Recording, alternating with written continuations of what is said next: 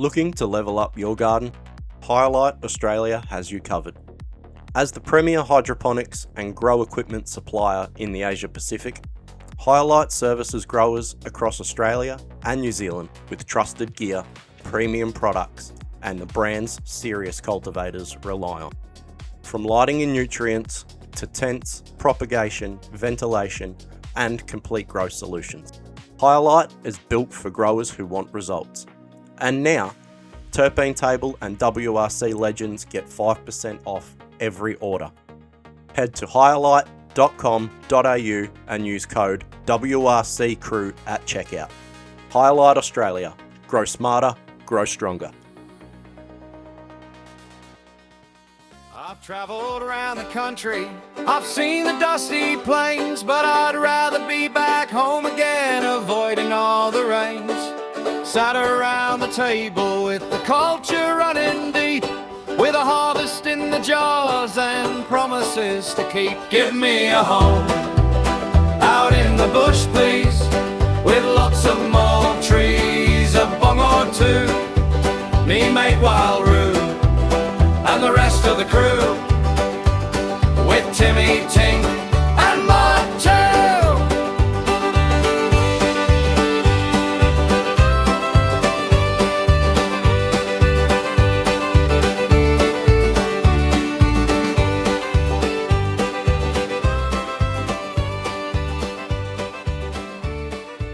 G'day everyone and welcome back to the Terpene Table.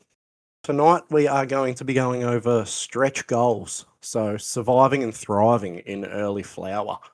We're talking about weeks 1 to 3. So tonight we are a member short of the crew, but we have with us, as per usual, Timmy the Bear. How are you, mate?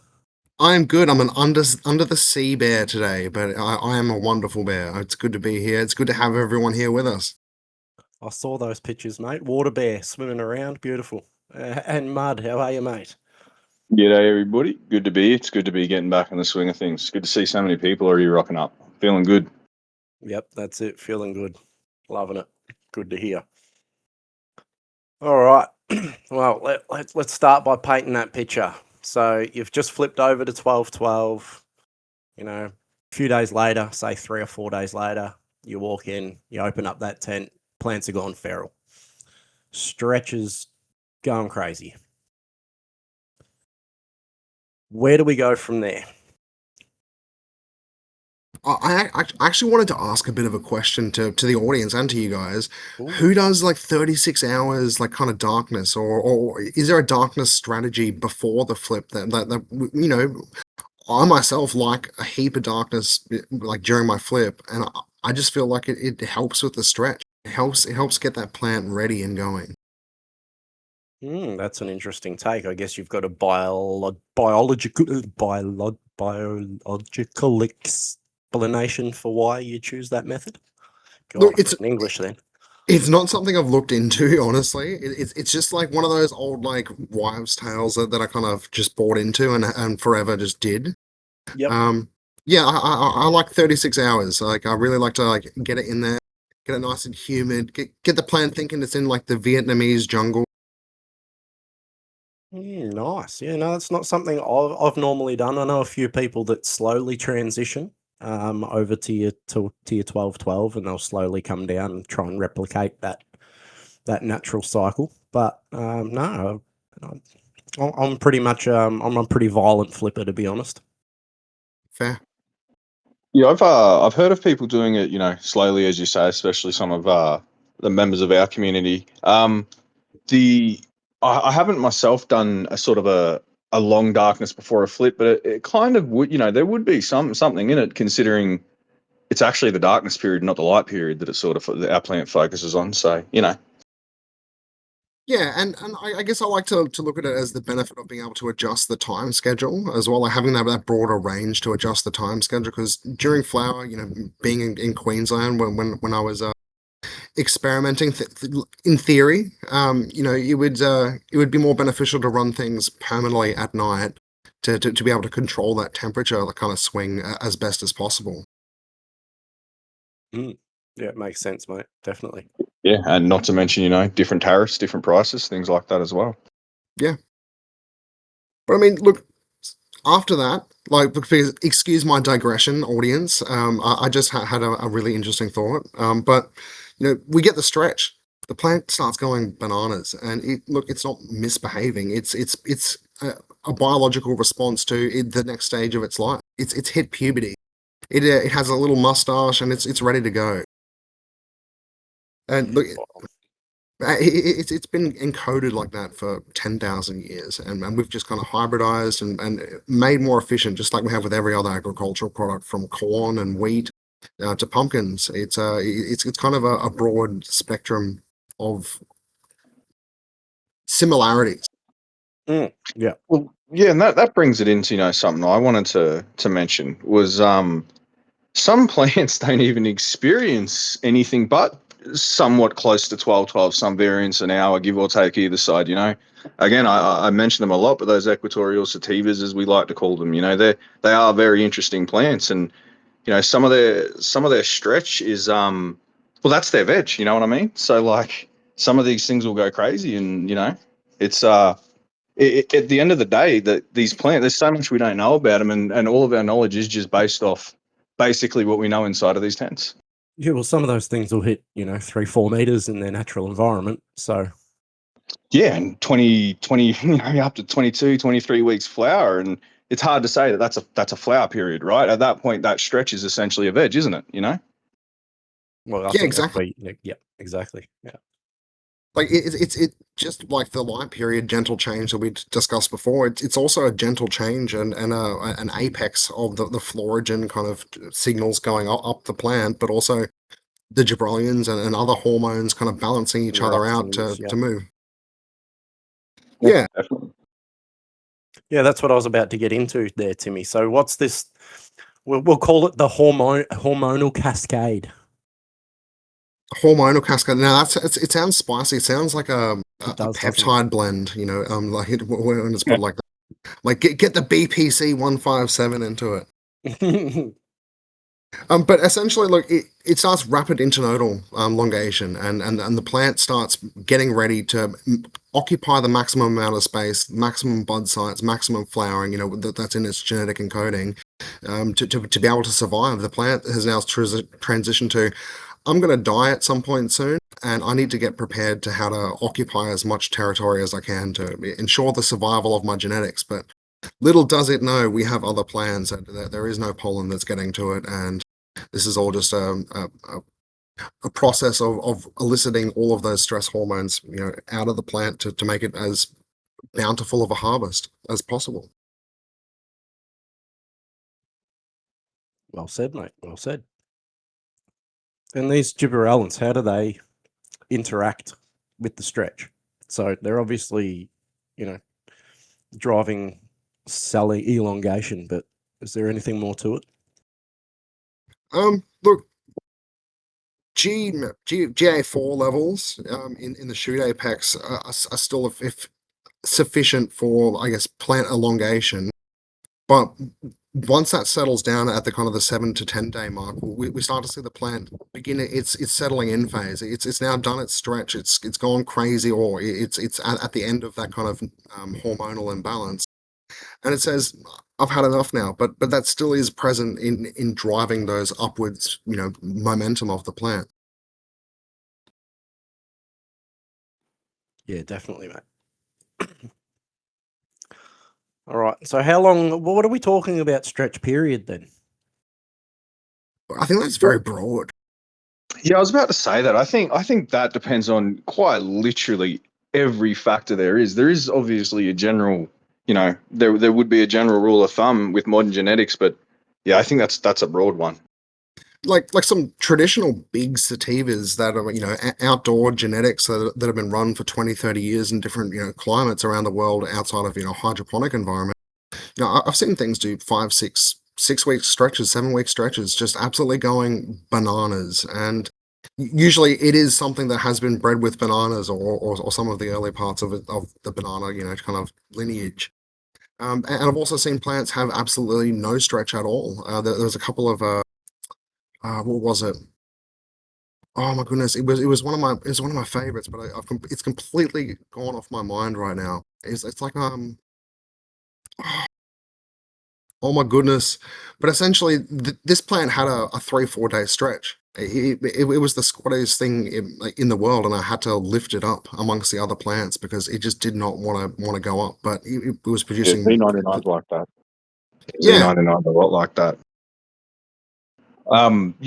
And I think also, going back to what I said before about how there's so many factors in my specific circumstance in the living soil, I can my stretches are, I find it's a bit more manageable purely because they don't have, wouldn't say vigor, but growth that sort of the synthetics brings. And once you've sort of settled a pot in or something like that, you can sort of slow it down. Not slow it down per se, but the growth's generally steadier and more even. And because the plant is choosing how much growth, I can pretty accurately predict how big most of mine are going to get and how I have to train accordingly. Yeah, definitely. You can sort of learn to read them pretty well, can't you? and you can start I gently think preparing. environment too. Read your environment about how that's going to affect things too.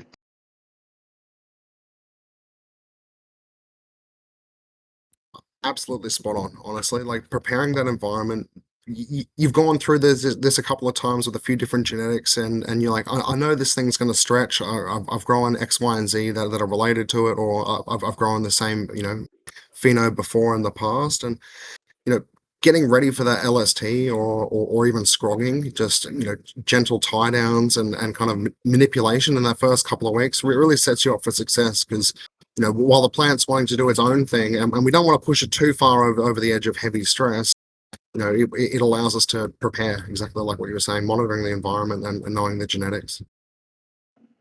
Yeah, and when we do start training, there's a lot of things to take into consideration, and genetics is always going to be one of them. I've had some pretty crazy plants do some crazy things when their siblings didn't. But you know, what sort of ways would you think would be safer in sort of this stage? Because this can be a bit of a delicate stage. They are going crazy, but they're also a bit prone to being disturbed sometimes. Controlled stress. I'm a big fan of low stress training still. So just keeping things really chill, gently manipulating the canopy.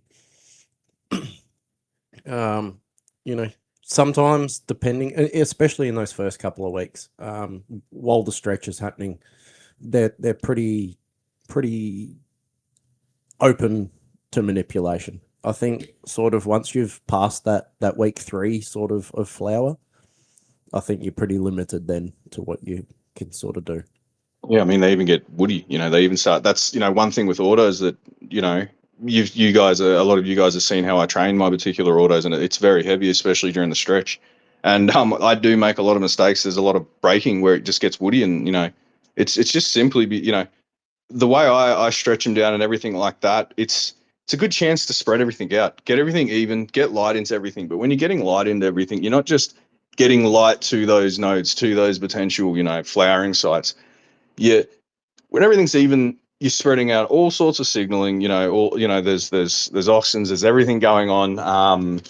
That we're stopping the apical meristem from being the main cola, and we're going to spread it out amongst all of them.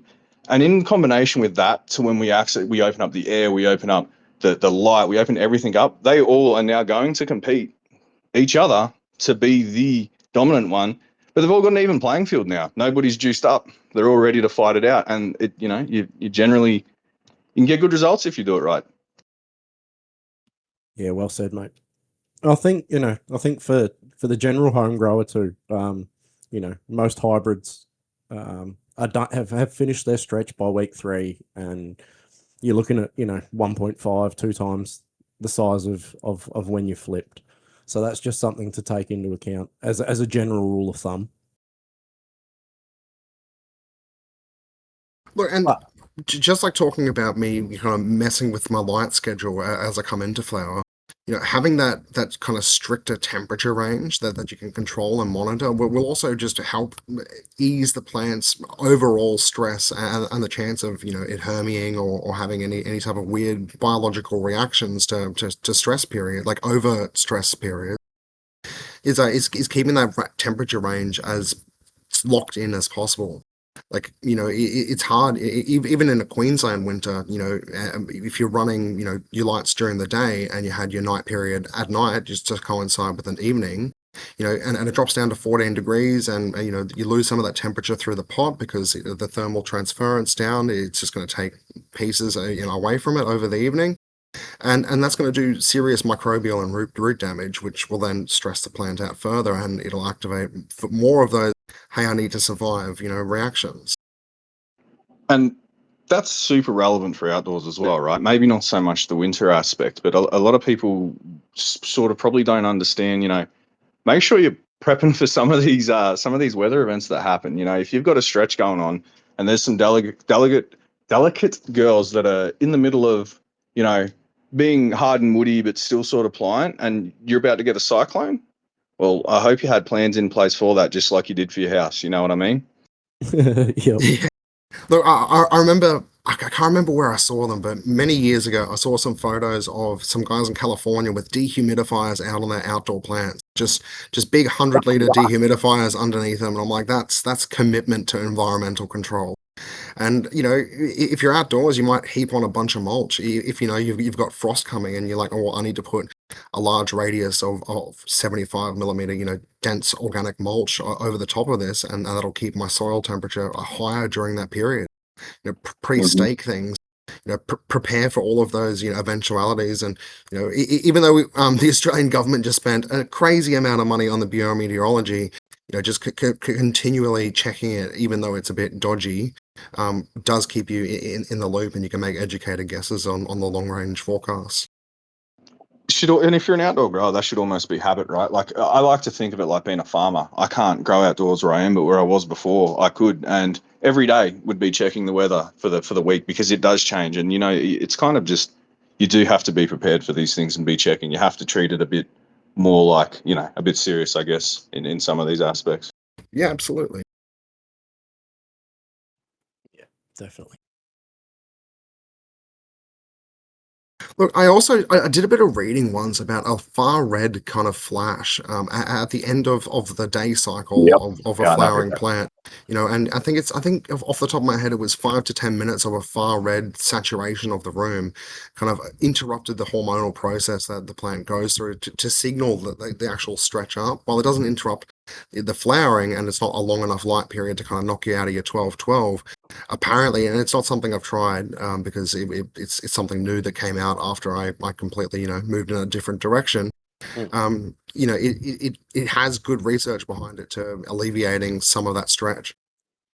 Yes, yes, it does. I have minimal experience with this, but and from what I've experienced myself, it does work. And your feeds, watch your feeds. Like, chucking too much nitrogen in early on, it's going to be like, yo, you mean I can keep doing both? I can flower and veg at the same time? Mm-hmm.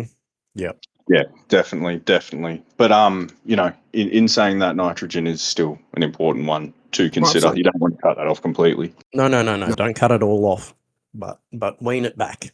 Definitely wean it back. A lot of people, you'll see, a lot of people will be talking about, oh, why is this gone so leafy or stretchy or something of that matter? Well, it's a lot of it is nitrogen, and sometimes a combination of that with incorrect light. And I think Rue touched on this last episode about investing in that flower A and B bottle, and that's such a good piece of advice for the beginner grower, because I myself started out with things, and I was like, I will just do it with the veg A and B, and it leaves out a whole kind of scientific thinking that's been cheaply provided at the consumer level through the hydroponic store for an easy kind of manageable transition.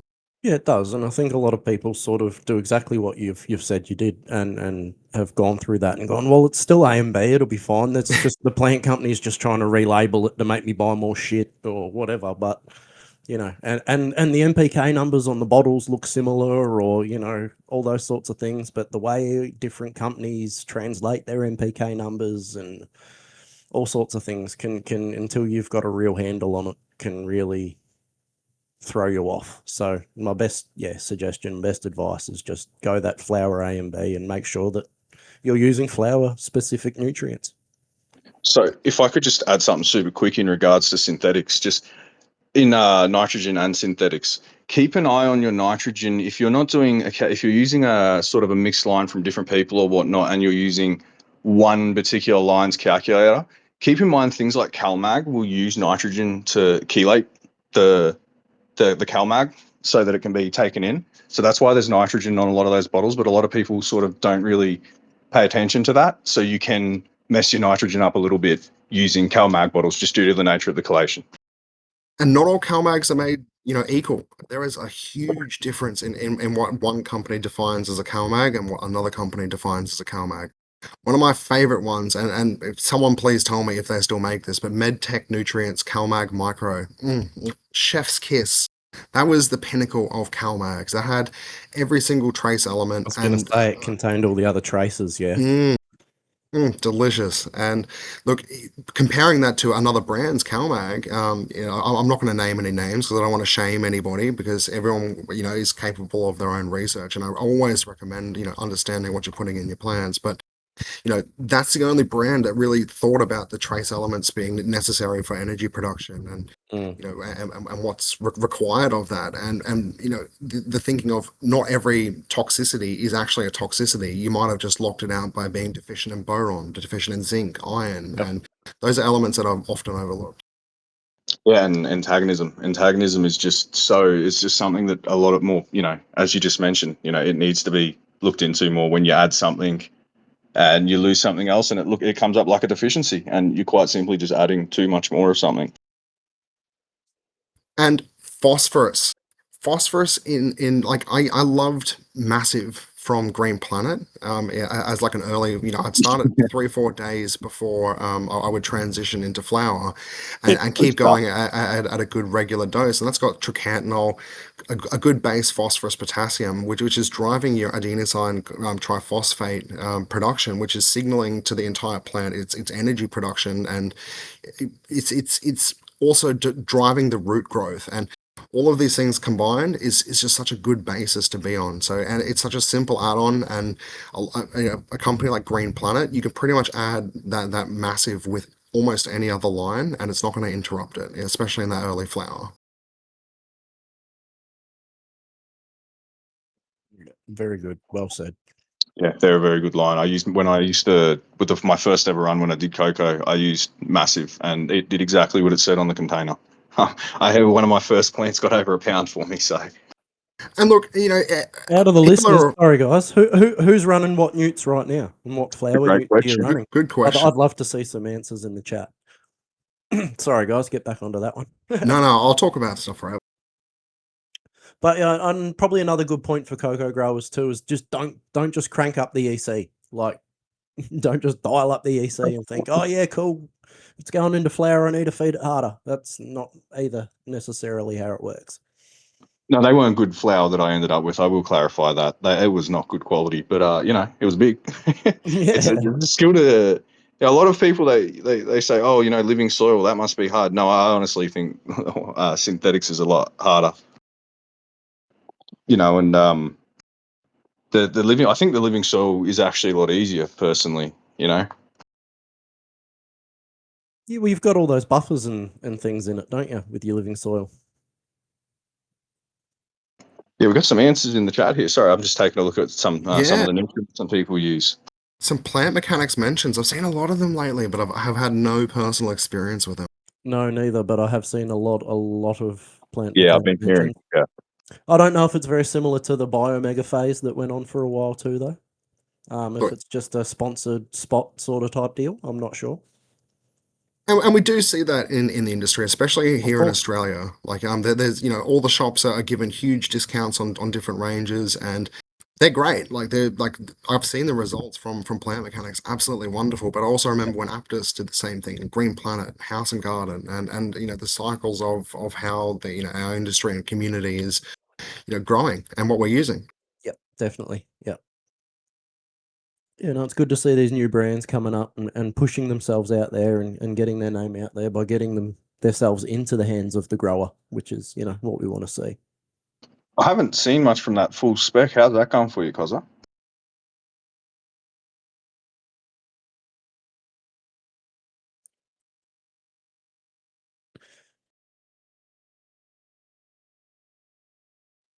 Yeah, that's Seems we've got a bit of a range that's across their the board. commercial line, the Plant Mechanics full spec. Yeah.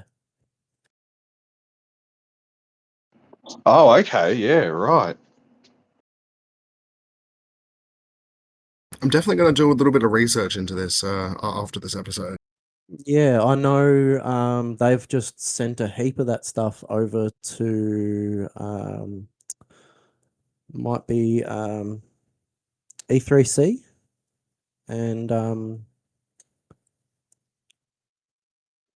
don't want to butcher it. Was it Rural Biotech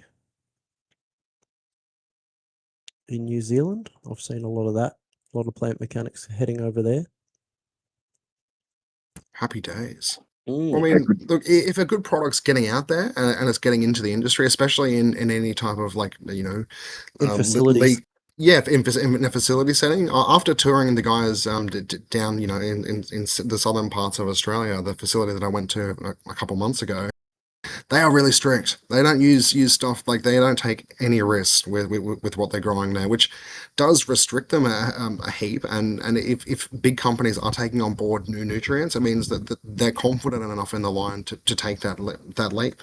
Like, oh, this covers enough of our bases. Microbial count's low enough. Let's get involved. So funny you should mention that. I actually, for the first time in my life, tried some Australian-grown medical the other day, and I have an opinion on it. I Do tell. really want to try his home. Whoever it was, I really want to try their homegrown. You can almost feel the frustration in the flower. The end result with how restricted they are. They need to be allowed to open up a bit. You know what I mean? Like it's sad. Poor buggers. It's good. It's good flower, and that's what I mean. Like it's. But you can feel how much they miss by Potential's been limited. Yeah, Yep. exactly right. That's my first thought was like, whoa, I'd love to see what he's got going in his tents. Yeah, or what he could do without the Yep. curing and drying restrictions and things like A that. little bit. Yeah, even that microbial count, like how you're supposed to put soul and spirit into it. Yeah. Yeah. Yeah, interesting. All right, and now we've just sort of in the end of week 3, I reckon, of that stretch. So we're in what I into me personally, that's my favorite window for pheno hunting, because this is what shows you how they're going to set themselves and what you're going to end up looking like at the end of flower. It's week 3 for me. That cue the Rocky music. We're coming in lollipopping, and we've got the gloves on. It's take no prisoners time for lollipopping. It's finished its stretch. It's settled in. Now I want to tell it where it's getting all of its energy and where to send that. And the best way to do that is start hacking things off. Yep, well said too. Yep, Yeah, all those I little agree. light, fluffy, airy ones that are hidden at the bottom and aren't getting any light. Get rid of them. Yep, and this is where I really start to focus on like switching sort of where my microbiology's focus. You know, a lot of sort of the mycelium, the fungi, all of that stuff. It's there's a there's a the sources that the things I don't know how to explain it a lot better. The food comes through different ways, through the microbiology and the soil food web, and the way you feed it will dictate that. In some stages when you feed guanos, you even get like mushrooms pop up. I like to view. Some people they say towards the end in soil it's not essential. It's not essential, right? You don't need to be adding a lot more towards the end of towards the end of the flower. You don't need to be adding things, but I like to care for the soil. I like to treat it like a fish tank. If you get things dialed in, you get things locked in. I know I always say this about fish tanks, but if you get it locked in and dialed in, you can sort of coast a little bit, but you still need to pay attention and you still need to be feeding and adding care and things like that, because your soil at the end of the day, it's when people say it's a battery, it's literally, it has a capacity to hold nutrients and cations and things of that nature. And why would you not keep that fully charged? At the end of each day, you charge your phone, right? Why? Because you might need it, So this is when I really want to start charging that battery either to end this run or begin the next run, if that makes sense. Because the containers I use are small for no-till standards. So I really want to be on the game with keeping that entire battery fully charged. Yeah, that's fair. Yeah, yours are quite small for a no-till standard. Oh yeah, Oh, definitely. Yeah. I'm surprised they work, to be honest. Look, and as you start adding your different types of frasers or teas and things like that are more targeting that phosphorus potassium development, it's signaling to the fungal and microbial kind of colonies that are already in the soil, like, hey, we need to now switch over to cycling this, and those elements will start prioritizing P and K cycling, just based off what the plant's drawing and because of what you're feeding it. You and the plant are telling the soil, hey, I need this now. Yep. I think that's a cool process. Don't forget and you mentioned the frasers. Oh, please, guys, Delicious.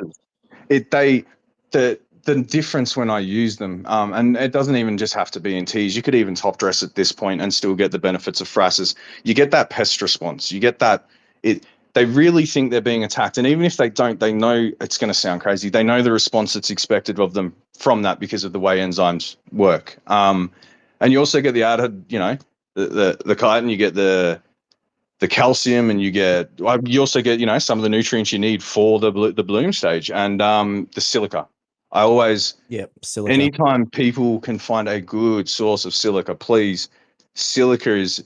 I see a lot of So people underrated, especially with during stretch. there's so many people with supports and all sorts of things, and scrog nets, and they're still falling over. Silica, guys, please. If you're in living soil, find a really good source of silica. And at the end of the day, you still do need. A lot of people are like, oh, it's going to have a lot of metals, and they do have a fair bit of metals, but a lot of people, they don't want that mineral content. But your plant, your soil needs mineral content. It can't be 100% organic. Well, speaking of, look, I loved Aptus facilitor in any environment. That monosilicic acid is the most bioavailable and effective thing that I ever tried. And when I was using it, I was in a hydro shop, so I was pretty much open to every single product. I had suppliers sending me little samples of things to try out, and man, the Aptus guys, like when I cut a stem on that during lollipopping, I could see the droplets of water coming out from the vascular pressure of this plant, just dropping out of this like an open wound on a person, and I was completely blown away. I've never seen anything like it. Yeah, I know. I've used a couple of things from the Aptus range, and yeah, I was very impressed. Very impressed with their stuff. So So, sorry, go ahead. no, I was gonna say week 3. Where do we want our humidity at? What are we doing humidity? Because we can see a little white pestle. It's all coming up nice and happy and healthy. Where's our humidity? Yeah, well, you're watching those humidity swings. You need that airflow moving around that canopy because your canopy is now starting to densen up. So you don't want to invite mold. I'm bringing my humidity down slowly as I come into late flower. Somewhere around 60-ish%, I'd like to be. Somewhere even a little bit less, but yeah. Yeah, I like that. I'm definitely with that 60%. I think that's a great range to be in. Yeah, at about week 3 anyway. Yeah. Yeah, I mean, I would like to be lower as well, but I would probably aim for about that 60. I probably sit a little bit higher just purely due to the nature of it being a little bit warmer in my tents. And that's probably the only reason why, but I'd definitely like to be a lot less. And probably the nature of living soil as well, holding a lot more moisture content than Yeah, coco I does. mean, You know. that probably doesn't help. But in saying that, right now I have 2 autos at probably about week 3, midweek 2, week 3 of flower in there, and I'm sitting at 1 VPD, and I think the humidity in there right now is probably pushing nearly 80%. It's maybe 29 degrees in there. And they're not having any issues, and I keep an eye on them. They may develop issues, but I've done things similar before. It's, it is very subjective too if you look after your setup. Mm, very true.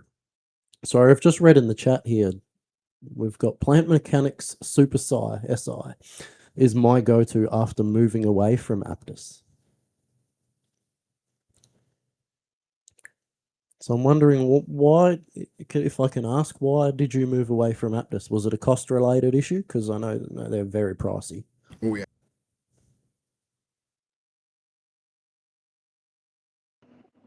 I have a question for Klaus once this is answered as well. We like He's your these. biggest fans. Yes, fans.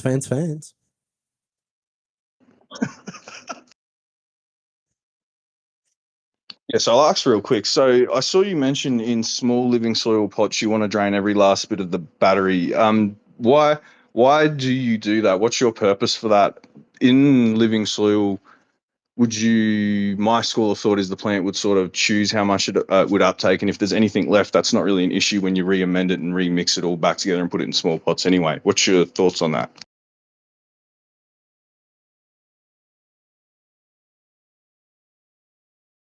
Mm.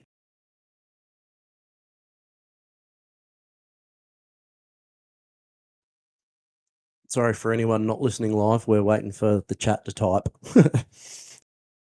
Yeah, sorry guys. Love to see you all come. This is great conversation, guys. This is fantastic.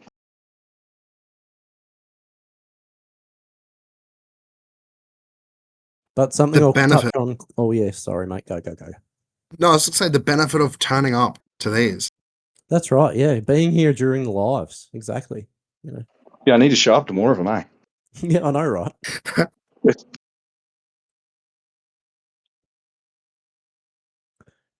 Klaus, going deep. I think I they get could what you're do saying.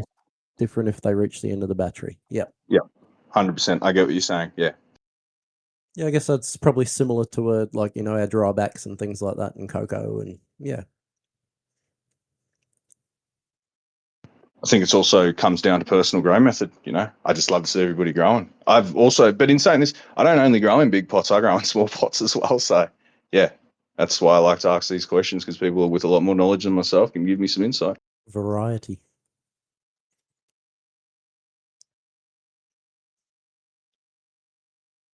All right. What else we got? The stretch stops after 2 weeks. Well, that's a good myth. We've already busted that one. I like just so John Doe in the chat mentioning plant mechanics has molybdenum in it, and I definitely just butchered the pronunciation of that, but we'll just excuse that. Yep, you And got we'll it. talk about how that plant, how that nutrient helps drive nitrogen synthesis inside of the plant cells, and it's one of those elements that is required for the synthesis and utilization of those chlorophyll that the nitrogen is kind of boosting along, and he's exactly right. Coloring in late flower, you want to reduce the content because cannabis is an accumulator plant.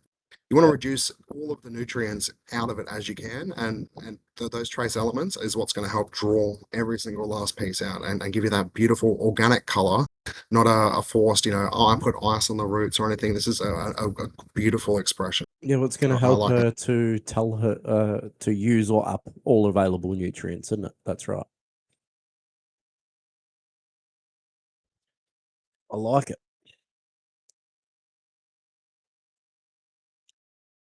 What other myths we got? More light always means more buds. How deep do you want to get? Technically, it's somewhat kind of true.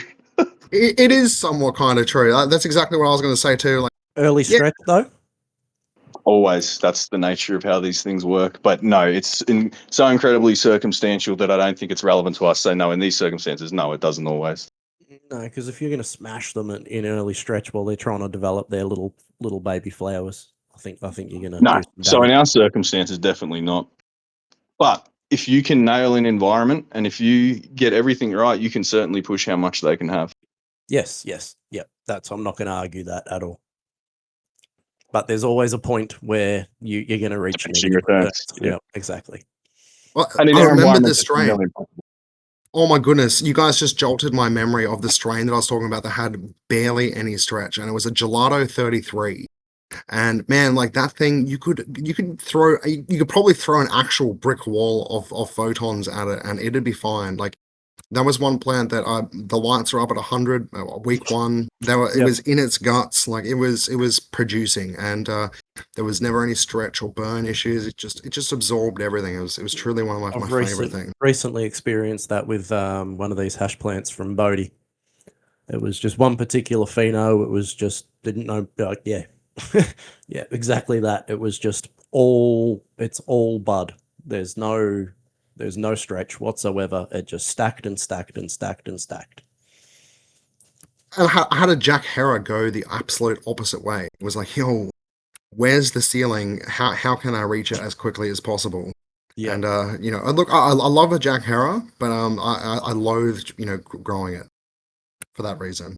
Because no matter how good you got the environment, it just wanted to go. At least the phenos that I experienced.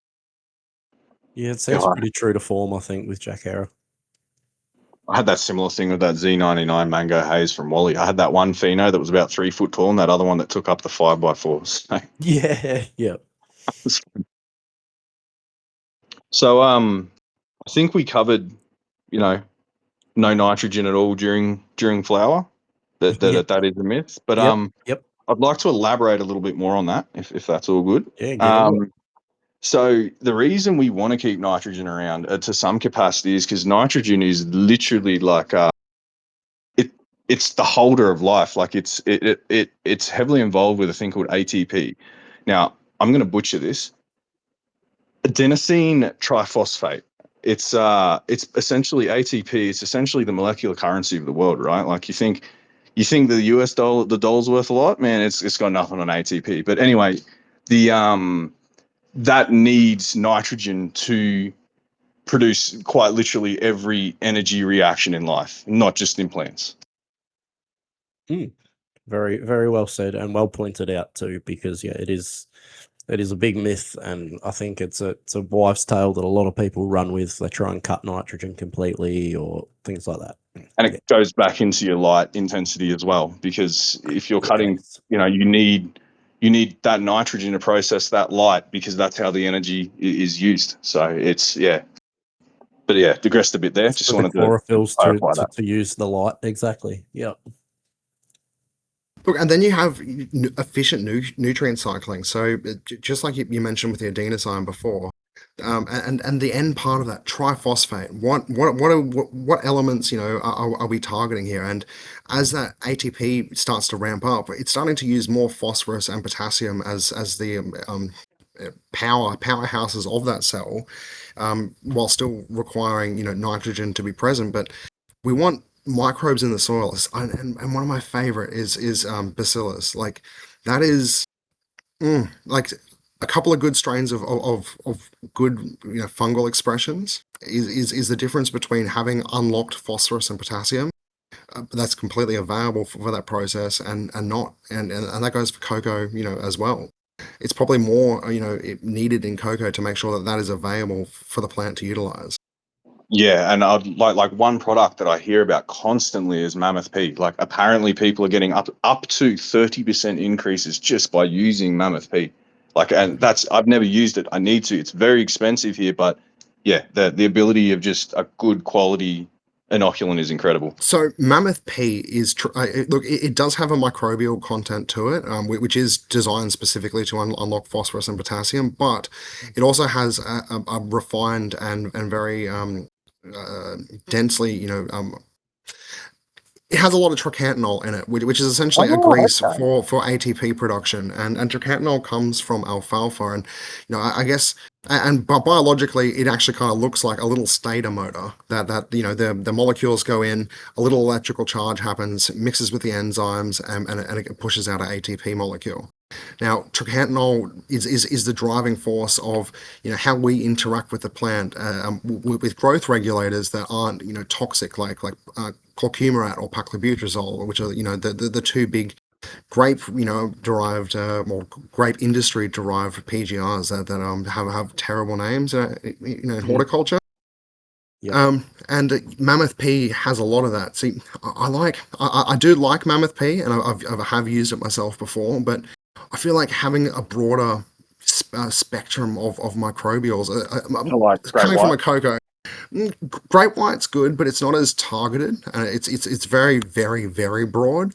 See, I think I like things like Tribus, Tribus, which is the Mammoth P kind of mindset, but it's gone a little bit further and targeting very specific broad strains of Trichoderma, of Bacillus, and utilizing them for specific levels of the production in the soil. And as a cocoa grower, that was the difference between 20-30% was nailing in that microbial presence and knowing exactly what was in there. And while Mammoth P was good, if I was using not Mammoth, sorry, Massive from Green Planet and Tribos, and I liked Canazyme as well. Canazyme while it's not broad, it's only got a couple of different microbials in there that they're not specifically present in a lot of other brands. And Canna's mindset behind that production, I think was a really good kind of extra substitute for root health and keeping the microbial colonies healthy alongside your main kind of shotgun.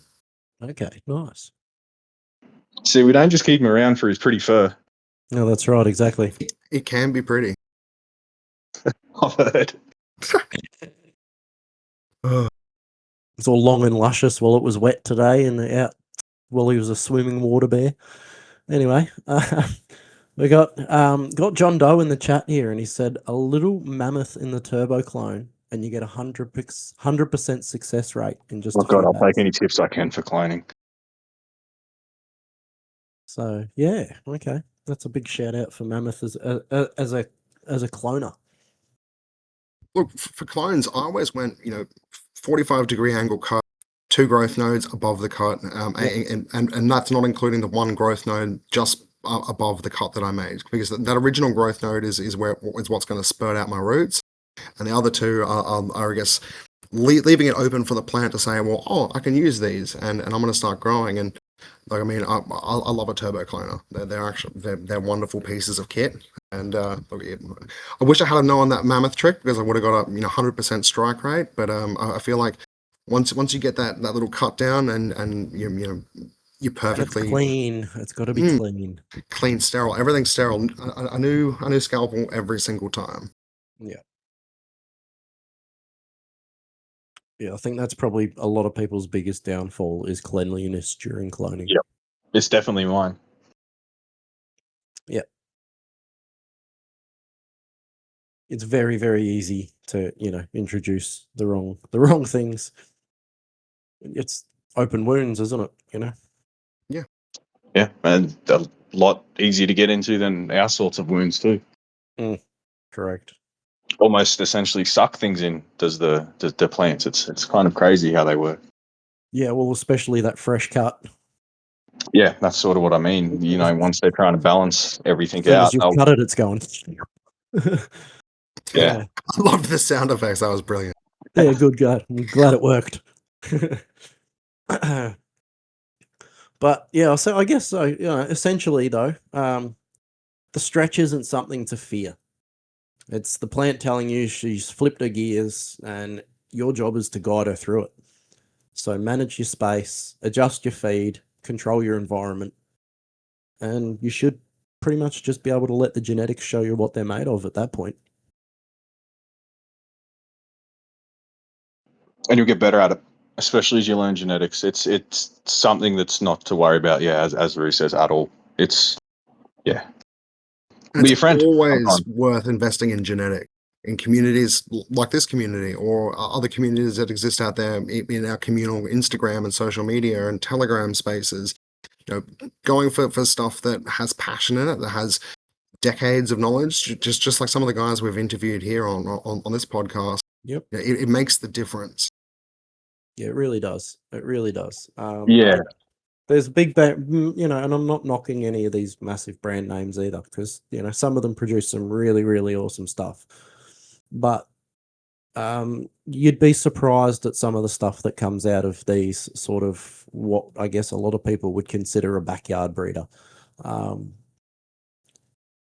Some of these guys are putting in a hell of a lot more work than is realised. And personally, they're doing the work themselves. That's right. The work's hands on their hands, and some of them have worked at some of these strains and cultivars for generations. So, if you come around and you have a look, you can look back on the history of them. You can see the work being put in if you hang around these sorts of places like our Discord.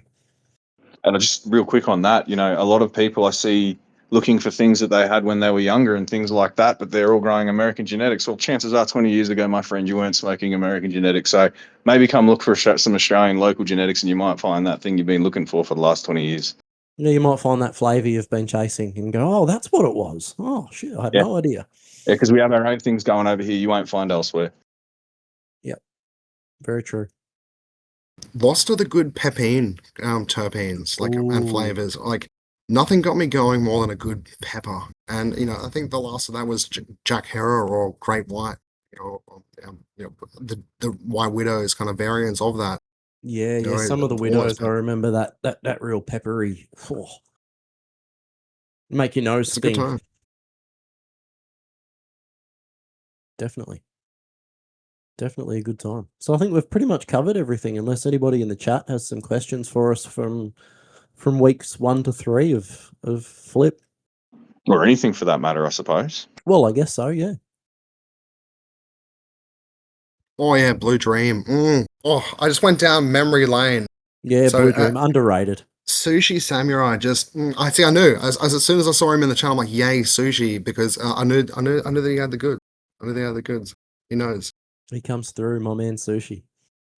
See, I don't even know the names of all the things I smoked over the years. We would never put together well enough like that. So I just try this. Oh fuck yeah, that's really fucking good. And that was the name of it, really fucking good. Yeah, an old mate got some of this. Yeah. Yeah, it makes it very hard now that I'm a bit more serious about things and I'm trying to find some of these things. And you ask people and they're like, I don't fucking know. Like, why are you asking me that? It was weed, mate. Yeah. Yeah.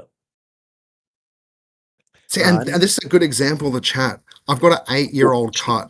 Like that is the benefits of a good and wholesome and experienced community, because an 8-year cut of Blue Dream, In that's Australia. something exceptional. Yep. And it's just been hiding away in Sushi's, Sushi's grow tent there. Good man. And if it's still there after 8 years, guys, it's probably pretty healthy too. So Yeah, I'd say so. I've seen some of Sushi's work. He puts it in. It's he knows what he's doing. Great. So is there anything in the chat anyone wants to add, critique, question? Let's go over, because it's been a good chat tonight with a lot of good information, a good history, a good contribution. Please, someone call me an idiot. Yeah. Yeah, it's been good having Mr. Organics and Mr. Biology here going hard. It's great. I love it. I wouldn't exactly call myself Mr. Organics. I'll use a little bit of salt now, mate. I betrayed the cause. It's no good. Ooh. I got that other tent set up with the Synganics. He's come to the dark side. Well, I've gone to the grey side. I'm in the middle. The grey side.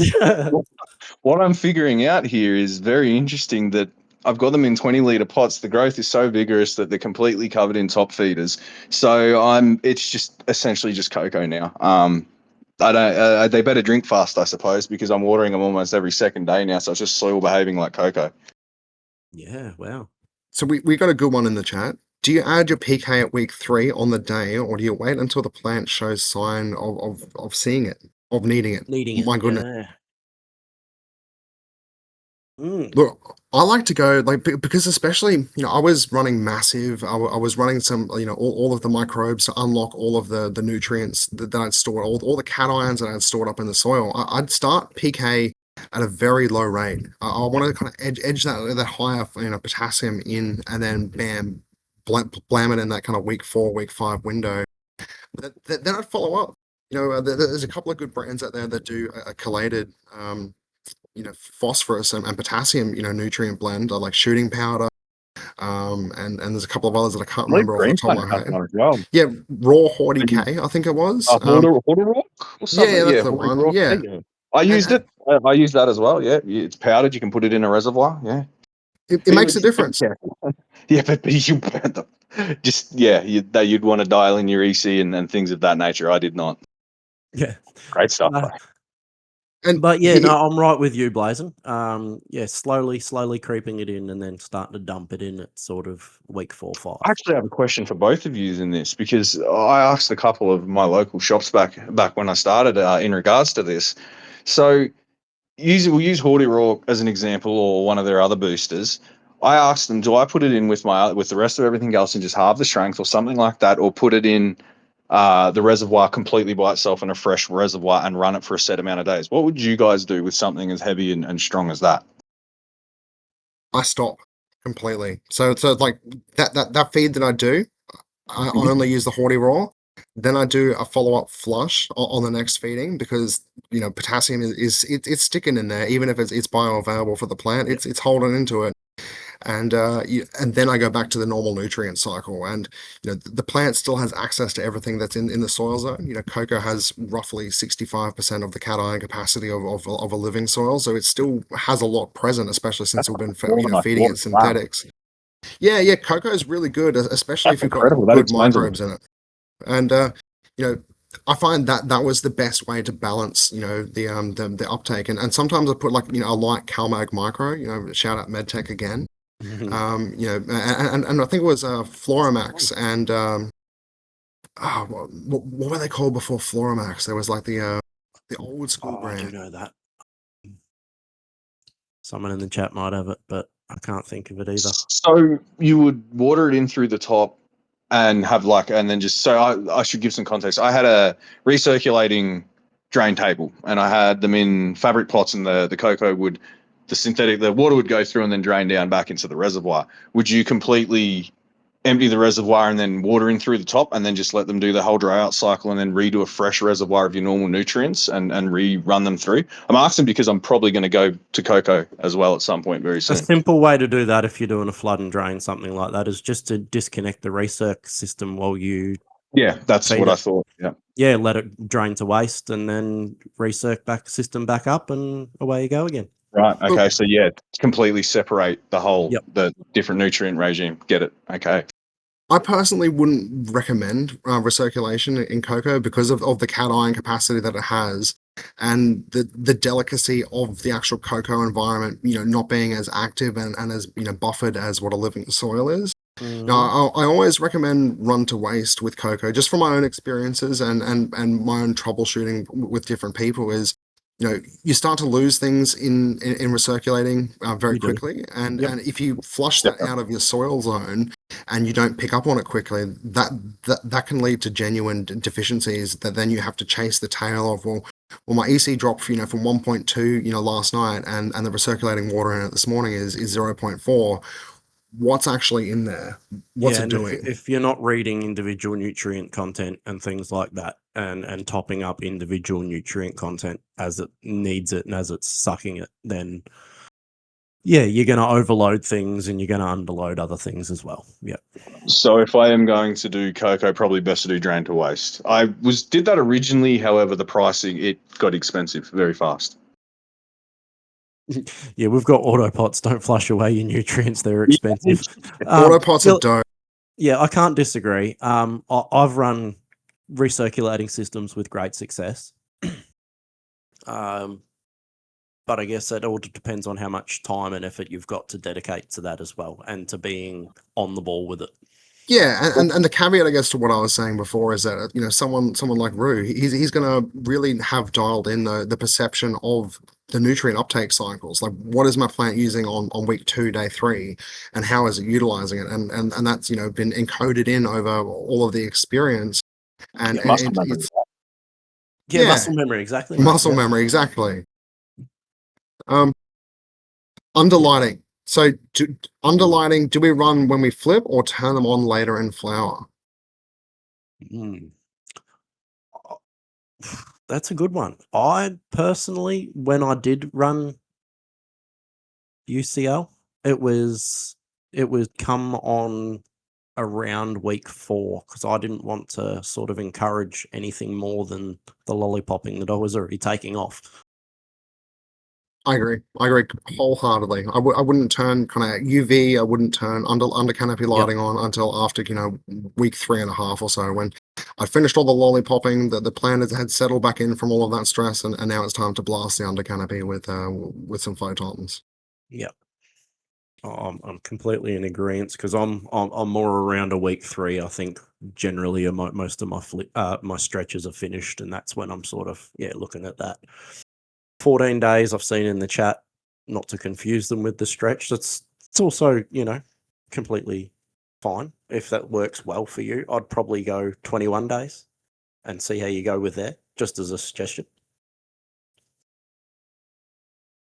Let them completely finish up that stretch period, but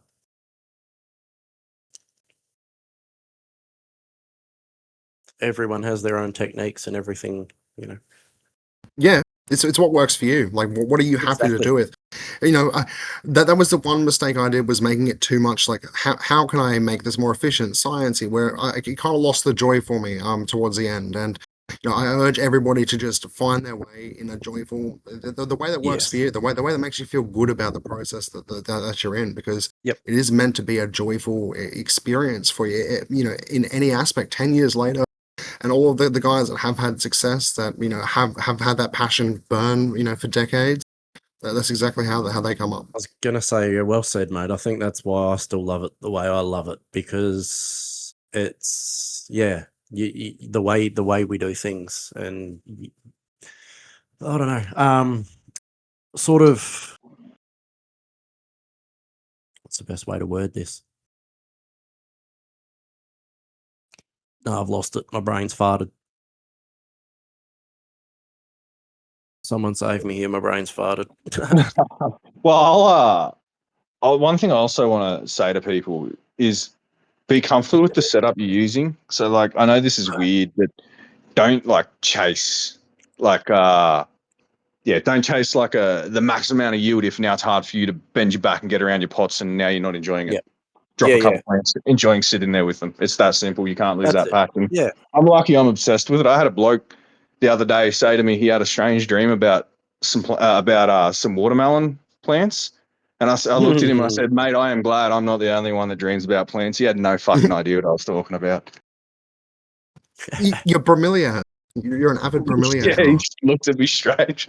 He might have been dreaming about your that watermelon emoji cut you were telling me about that you had. Yeah, I need to get that going again for sure. But yeah, no, like you said, Mud, exactly. Just enjoy being in there. You know, enjoy spending the time with the plants. And I guess what I was trying to say before is I don't even know why I do half of what I do while I'm doing it. It's just that, like you said before, muscle memory. I read the plants just by looking at them. I love them. I've spent so much time around them that everything's become a natural reaction. So You can feel them. Like it yeah, sounds strange, but plants will tell you what they need. Anything will, any environment, any living thing can communicate tune to you. yourself in. If you listen. If you listen to anything, these things will. Like, how many times have some of you guys walked into a tent and nothing is immediately an issue, but you go, something's not right in here? That there's a reason for that. That's not going to happen if you don't listen and if you've only been sitting around those plants for a couple of days. Yeah. Yeah, I get a bit weird and hippie with when it comes to my plants. I sit in my tents for hours a day. It's terrible. It's good. A terrible thing to do. Oh no, enjoying your time. Oh Oh man, it's boy. a giant waste of time. I'm not doing anything productive. I'm just Yeah, sitting you're in there adding to looking the at them. CO2 that's available Yeah, because I'll you're go with talking to that. them. Yeah, And you're efficiency. Talking to being them, yeah. productive to your own mental health. So Yeah, and that'll in Spot on. turn goes back into productivity in them. So yeah. it's all one big circle when it comes to this lovely plant of ours. Yeah, excuse me. Definitely. Sorry, we got John saying he uses his under canopy to slow the stretch. If he turns them on, but still gets some in the first 2 weeks, helps them build bud sites. Yeah, well, that's like pulling your light back in those first couple of weeks. Don't drop the intensity as such, but just pull it a little bit further back, and that can actually discourage stretch a little bit too, as counterintuitive as it seems. And yeah, look, Sushi again with the goaded comment saying, "Why are you so sad today, girl?" to the plants, and you know, whispering sweet nothings to your plants will help them grow. I can vouch for that. And they, yeah, me too. I'm not going to say what I was going to say. These also the no, never mind. He's gone. Yeah, no, but yeah, spot on. Yep. You know, and you have the botany of attraction as well. You know, like this plant knows what we somewhat expect from it. It wants to make us happy when we go into a room with it. Otherwise, we wouldn't be risking our lives for it. Like, this plant's a lot smarter and with the way it signals to us than we give it credit for too. So that's something to consider as well. Yep. Very. It's like man's best friend, but plant version. Yeah, except like the returns kind of, I don't know. I've tried to get these things to go hunt food and they just don't listen. Yeah. But yeah, also you need to understand these. Another thing that makes these things very interesting is they spend their entire lifetime in one specific spot. I think that they know a lot about the area they're in, probably more than we ever will. We don't spend long enough in one spot. I don't know how deep to take that. Well, I don't know, man. Yeah. That's gone real deep into my brain. It's resonating. Yeah, they sit there a while. All trees do. You imagine some of these trees that live for hundreds of years. You imagine what they've felt, what they've seen. They've seen generations of humans and natural disasters and everything go through, and they just sit there plotting away in their life, observing, watching us. It's like I'm chill. Yeah, exactly. Yeah. Gee, they would know their environment better than anything. Yeah, good stuff. Yeah, anyway. Yeah. Well, like we've always said, we love a good digression on this podcast. We do. But yeah, I think that pretty much covers everything. Then, if no one's really got any more questions for us or doesn't want to give us any shit, yeah. And also I was a little disappointed nobody gave me any shit. I was kind of looking forward to that. No one jumped on that opportunity, mate. That's right. There's next week. I'm usually in the height of form for talking shit, but I'm just not particularly in the mood today, I guess. Feeling too cheery. That's it. Yeah, I'm with my plants, mate. With my plants. I was going to say, you were sitting with the plants just before this, weren't you? Oh, I'm doing it right now, actually. Yeah, I've got one to my right and I've got one to my left. They're fucking everywhere. You're sitting in there on your phone, mate. Nice, loving it. Yeah, mate, yeah. No computer. I just watch these things all day. Hey, look, what a better place to do the potty, though. Like, really. Oh, yeah. No, and that's why I do it here. You know, I literally look in one and I see those big Mendos doing their thing, and I look in this one and I've got the Synganics with the Ruse Cut doing their thing. Oh, nice. Tanlin. Oh, thank you again, Sushi, because that was myself. I asked in the chat just at the end of last week's episode if anyone uses Tanlin. So Tanlin is the coco's answer to chitin and introducing that into your environment and cycling that through, but in a way that doesn't block up filters, pumps, and you can just add to a reservoir. And Tanlin is a weapon. It is a secret weapon in the fight against aphids and keeping them under control. And it's something that I use extensively in veg and early flower to make sure no colonies exist as we're moving into that space. And I do start to wane it off, and it isn't toxic or have any negative chemicals associated with the actual product itself and how it's stored. But I just don't find I need it, especially after spending that time eradicating the larvae and the eggs that may have been present in the soil zone. Once that microbial things colonies built up, then it just eats anything that tries to live in that environment anyway. You've broken that cycle anyway there by that point. Yeah. Love it. And it's cheap too. I think good advice. $24 or something like that for a small bottle. You add 4 drops into a reservoir, and it pretty much covers everything. Yeah, last ages. There we go. First-hand experience from the live chat. From the man Sushi himself. Love it. Yeah. All right. I'm gonna fade us out now. Thanks everyone for joining us on the chat. You're going to catch us again next week, where we're going to dive a bit deeper into flower. We'll be seeing weeks 4, 5, 6, just before that home stretch. The exciting periods. Everything's building out, getting fluffy, beginning to look a little dense. You can smell it. It's starting to show a form. Yeah. Yep. This is when they get perky. You've just got to know them, and now you get to find the fun part out. Yeah, love it. Thanks, chat. Thanks, everyone. This was the Terpene Table, and we'll see you again next week. God bless. This episode of the Terpene Table is brought to you by Growers Pal. Aussie legends when it comes to keeping your clones safe in transit. If you've ever tried to post a cutting wrapped in wet paper towel and cling wrap, you'll know it's a gamble at best. Growers Pal clone shippers take the guesswork out of it. Purpose built with segmented compartments to keep your genetics snug, and even a little LED light to keep them happy on the road. Whether they're headed up the coast or across the country, you can trust your prize cuts will land fresh, not fried.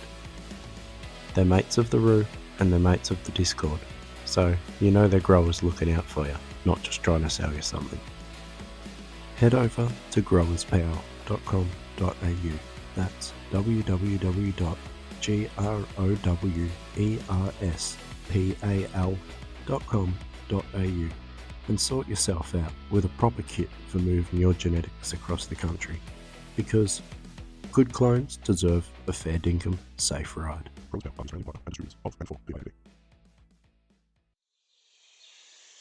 At Blazing Trail, we're on a joyful adventure celebrating life, love, and nature's beauty.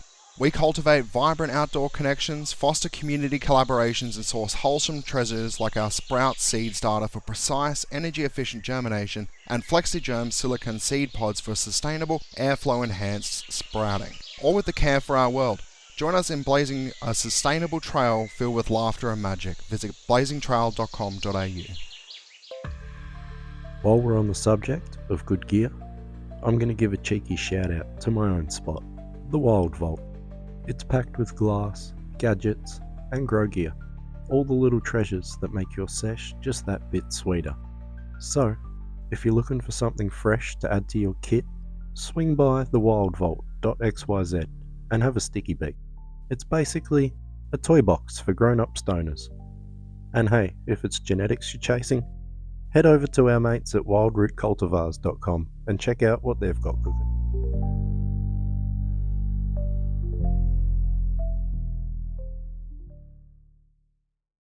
Thanks for tuning in, and we'll catch you next time at the Terpene Table.